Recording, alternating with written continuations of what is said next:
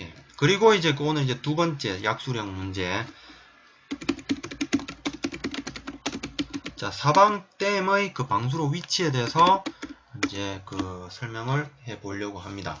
그 사방댐 그 방수로 부분에 대해서도 그 문제가 많이 이제 출제가 되었는데, 아까 그 최대 그 홍수량 그 산정 방법 거기에서 언급이 되었던 사방댐의 그 방수로 단면의 이제 중요성이라든지 그 다음 크기 결정에 관해서 설명하시는 문제가 한번 나온 적이 있었고요.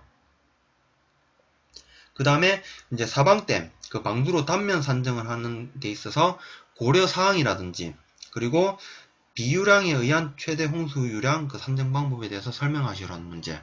예, 이렇게 그리고 이거 사방댐의 방수로 위치까지 이렇게 그 세 가지 그 패턴으로 문제가 나왔기 때문에 좀 다른 금방 언급해드렸던 두 가지 문제도 한번 그 풀이를 해보시고 복기를 해보시는 것도 좋을 거라고 생각을 합니다. 그럼 이제 먼저 첫 번째 사방댐의 개요로서 이제 이 문제에 대해서 이제 설명을 해보고자 합니다. 먼저 첫 번째, 사방댐은 그 수압이라든지 토압 등의 외력에 대해서 저항하는 형식으로 그 황폐 계류에 대해서 설치하는 공작물이 사방댐이 되겠다. 그 다음 이제 두 번째로는 사방댐의 각부, 그러니까 뭐 방수로라든지 뭐 이런 그 방수로 등의 각부는 개상의 재료나 양안의 토질, 그 다음에 그 유량 등에 따라서 그 크기와 위치를 결정을 한다라는 것. 예, 이게 그 사방댐의 개요가 되겠고요. 그 다음에 이제 두 번째로 와서는 이제 사방댐의 이제 방수로 부분에 대해서 이제 그림으로서 이제 설명을 해 보려고 합니다. 그냥 정면도를 그 기준으로 봤을 때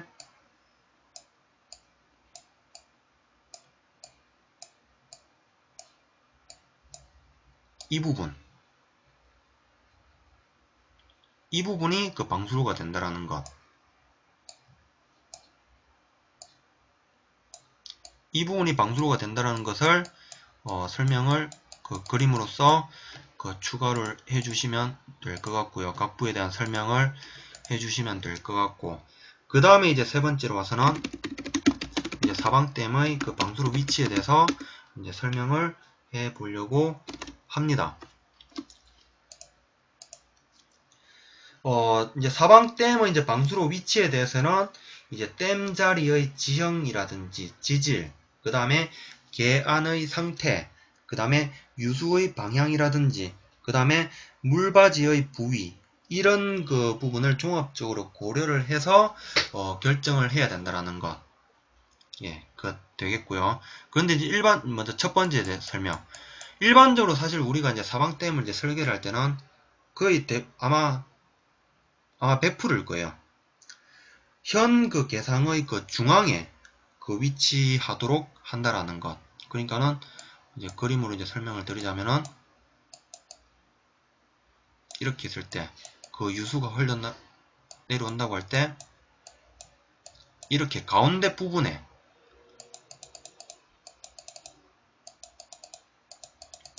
그 방수로 위치가 오도록 한다라는 것. 이게 우리가 실제적으로 그 현장에 적용할 때 거의 대부분 100%의 그 경우라고 보시면 될 거고요. 그 다음에 이제 두 번째 경우는 그 이러한 그 계류의 하류 부분에 뭐 주택이라든지 예, 이걸 주택이라고 할게요. 뭐 거주지라든지 이런 그 중요한 그 보전 대상물이 있는 경우에는 이런 반대쪽에다가 그 방수로를 그 설치를 한다라는 것. 그 다음에 이제 세 번째로는 이제 계안의 한쪽 면이 연약 지반인 경우가 있습니다. 이렇게 있고 사방댐을 앉힐 때 만약 이쪽 한쪽 부분이 연약하다고 가정을 할 때는 역시 그 반대쪽에다가 방수로를 설치하는데, 근데 이 부분에 대해서는 사실 이제 우려를 할 필요가 없는 게, 우리가 이제 보통 뭐 이제 뭐 계류 보전 사업을 한다든지 그 다음에 이제 뭐 사방댐 설치 사업을 한다든지 하면은 그 기성마기가 보통 이렇게 안 쳐지기 때문에 어느 한쪽이 사실 그 연약하다라고 표현할 수가 없어요. 그렇기 때문에 이렇게 그 유심선의 그 가운데다가 그 방수로 위치가 오도록 한다라는 것. 그 다음에 이제 그 네 번째로는 이제 계류의 그 양안이 경관 지반이 아니고 연약 지반인 경우가 있습니다. 이럴 때도 유심선에 대해서 이제 가운데에다가 그 방수로 위치가 오게끔 그 배치를 한다는 것. 그리고 이 계류의 양은 이제 연약 지반일 경우에는 사방 사업을 하던 그 사방댐 설치 사업을 하던 계류 보전 사업을 하던 기승막이도 이제 같이 들어가야 되겠죠. 예, 이렇게 그 작업을 한다라는 것.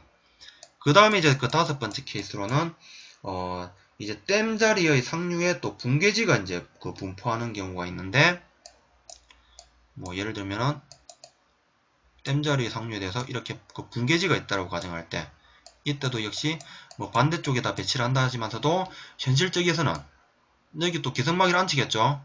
기성막이 안 치고 가운데다가 그 방수로 위치를 결정을 한다라는 것. 이게 사실 어찌 보면은 현장적인 부분과 그 책의 이론적인 부분이 다르다라고 할 수가 있는데, 어찌 보면은 2번의 경우라든지 사실상 이 2번의 경우를 제외를 하고는 거의 다 이제 그 기성막이로서 사면 그 보강을 해주고, 그리고 이제 방수로 위치는 그 가운데다 위치하게끔, 예, 그렇게 그 시공을 한다라는 것, 예, 이렇게 알고 계시면 될 것 같아요.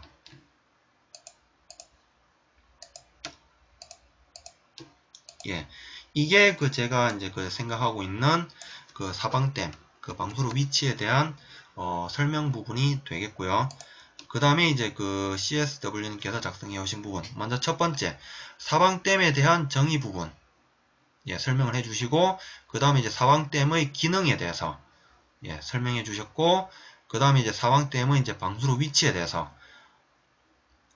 예, 금방 이제 제가 설명드렸던 아마 5가지, 5가지에 대해서 이제 그 이렇게 설명해 주시고, 이제 그림까지도 그 포함을 해 주셨는데, 이 그림 부분 이제 제가 아까 다시 그 설명을 드렸었죠. 한쪽은 안반 지반인데 한쪽은 그 연약 지반, 그 사력으로 구성이 되어 있다. 그럴 경우에는 우리가 통상적으로 여기에 대해서는 기승막이를 안 칩니다. 기승막이를 안 치고 그냥 방수로 위치를 가운데로 하는 것이 더 효율적이죠. 만약에 이 상태에서 한쪽으로 만약에 그 방수로 위치가 쏠려버리면은 여기에 나오는 그 댐뚝 어깨 부분에 그 마찰이 되는 그 수압, 그 유수에 대한 수압 부분, 작용 부분에 대한 그 부담감이 좀 크지 않을까, 예, 그렇게 저는 개인적으로 생각을 하거든요. 그렇기 때문에 그 유수를 한쪽 면이 아닌 그냥 가운데를 통해서 이렇게 그 기성막이를 앉혀주고 그 가운데 부분을 통해서 그 유수를 처리해주는 형태로, 예, 그렇게 가는 게 효율적이지 않을까, 예, 그렇게 저는 생각을 가지고 있습니다.